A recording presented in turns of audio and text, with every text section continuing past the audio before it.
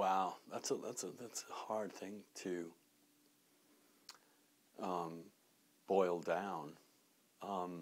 I instantly think of Frank Kameny, who pioneered the gay rights movement in the 50s and lived all the way through to see marriage equality and the end of the gay ban. Having stood up in the 50s to say that he should not be fired from the federal government, having served his country in uniform, just because he was a homosexual. I think that's a towering achievement in politics. I think, in terms of letters, I think it'd be hard to beat W.H. Auden as a poet. I think it's hard to beat Francis Bacon as a painter.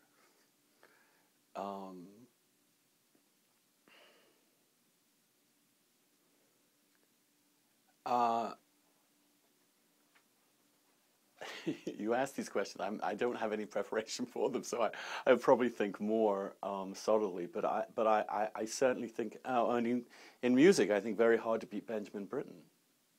Now these all happen to be British fags, I guess. So maybe. I don't think there's ever been as great a pop star as Freddie Mercury. I'm a rock star. I mean, please, or Elton John.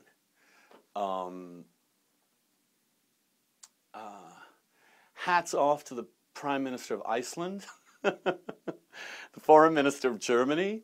But these aren't real epochal figures, really.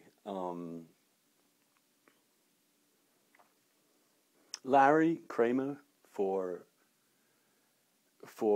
being hysterical about AIDS when it first arrived, I think deserves huge credit. For GMHC.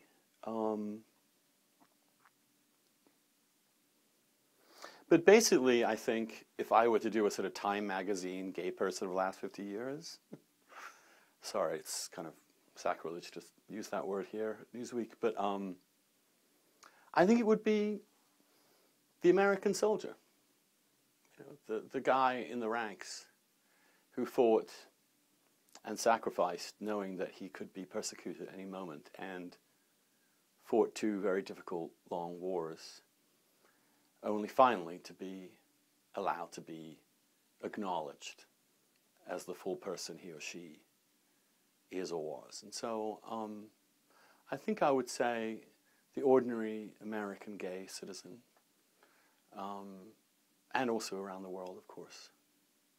I want to have one shout out too to those who are fighting against much worse odds in places like Uganda and Africa today, who are feeling the real brunt of the American religious right as practiced without any scruples or scrutiny in Africa. But that's just another struggle, and it's going to go on. But I'd give it to Frank Kameny if I had to give it to anybody.